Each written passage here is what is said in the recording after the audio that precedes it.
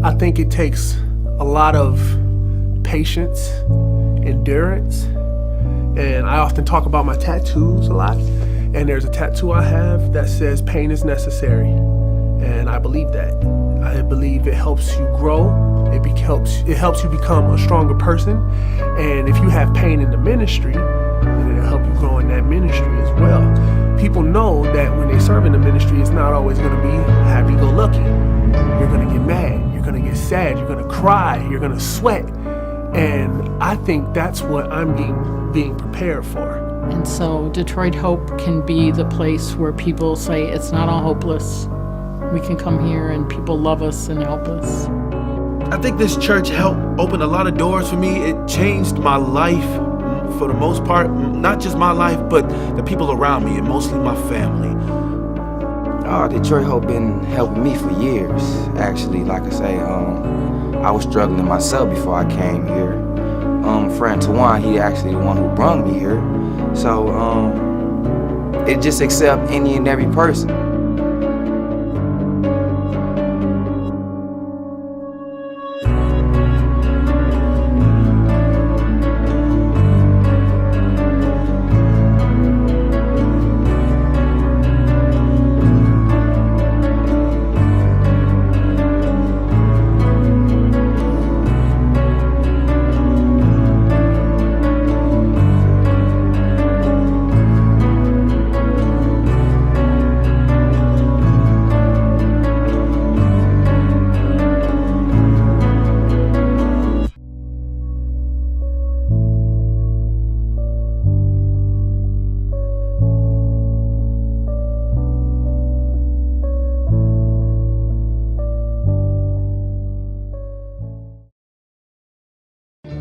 I am Julie Bach, and I am the church planter at Detroit Hope. My name is Linda Brenner. My name is Delonzo Clark, and I'm AKA Super. My name is Aaron, and I'm a member of Detroit Hope. My name is David McCray. My name is Charlene McCray. My name is Alan Jones. My name is David Shelton.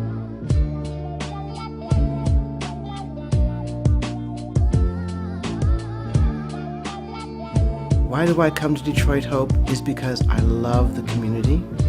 I love what Detroit Hope does for the community that surrounds it, and I think it's an important part of living out the gospel of Christ. I think what makes me continue to come back is I've been going to this church for nearly 10 years or more. It's hard to stop. It's like you're in a trance, like, come back, come back. My favorite part about Detroit Hope is the community base of it. The fact that all the churches, everybody from one church knows somebody from another church, and it's community based. That's my favorite part about Detroit Hope. I come to Detroit Hope starting out because it was closer to my home. I was driving about almost 20 miles, and I was coming here in the evening when Jacob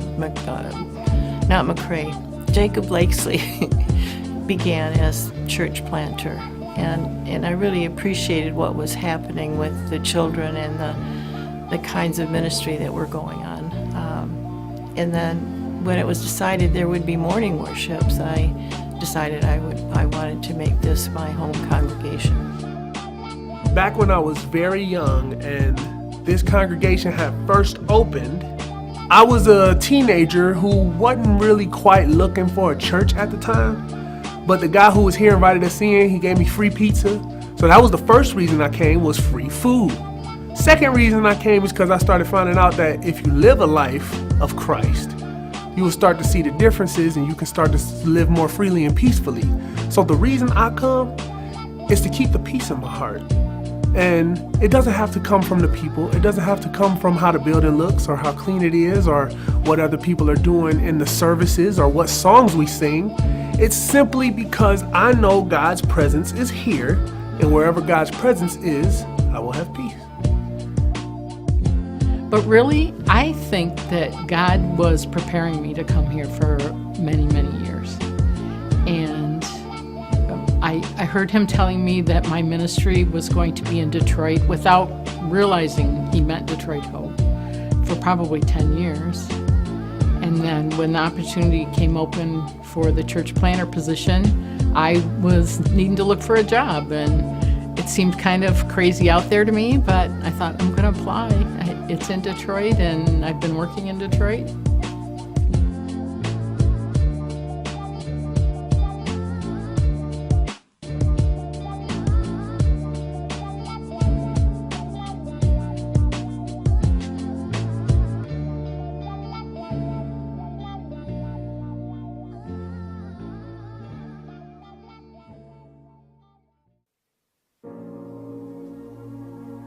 Yeah, my community is struggling.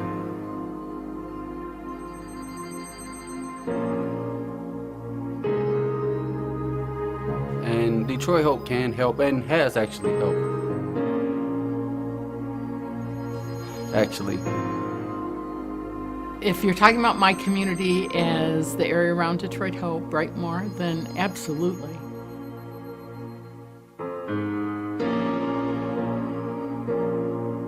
It's had a reputation of being a really depressed area of Detroit.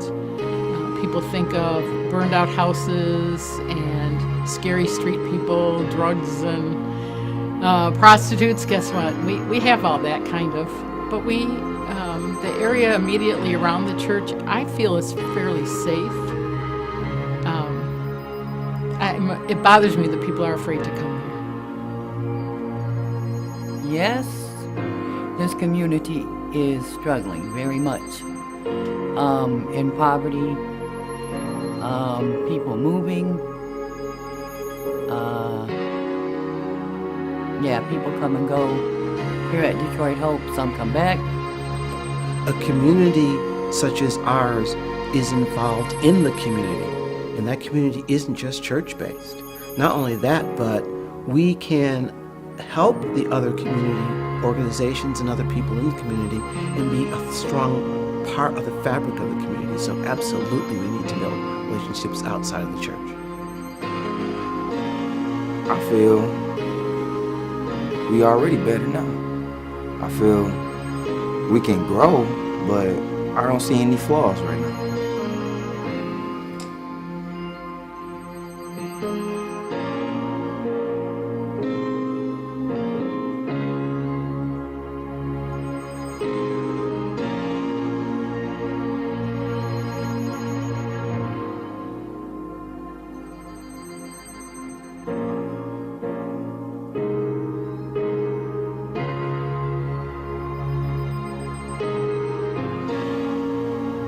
How can we bring people back?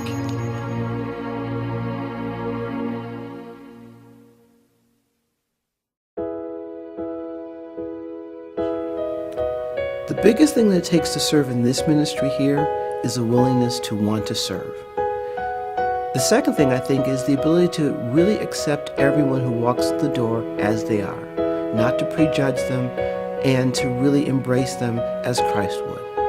If you have those things, then we have a home for you in Detroit Hope. People would come and volunteer their time and not quit when it gets tough. It gets tough here. It gets tough here all the time. You don't get over the tough part once and everything's clear sailing. There's always something. And so I wish there were more people that understood that you can't come here with the idea of this is how I'm going to make it happen. That was one of my errors in thinking when I first came here. You gotta let the Spirit move and meet the people where they're at.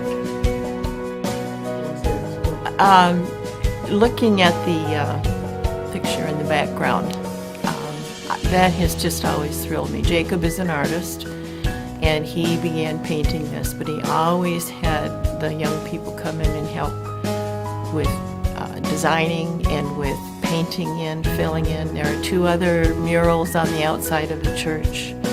And one woman who came in one day said, I can't believe that, allowing that kind of painting in the church. And I didn't say much, I should have, but it was wonderful. How wonderful to have children being included in this kind of activity, and then they see their artwork later on. I keep coming back for the love, the family, the peace, the understanding, Christ. And that's what's so cool about us, is that we don't turn people around if they smell a certain way or if they look a certain way. We don't.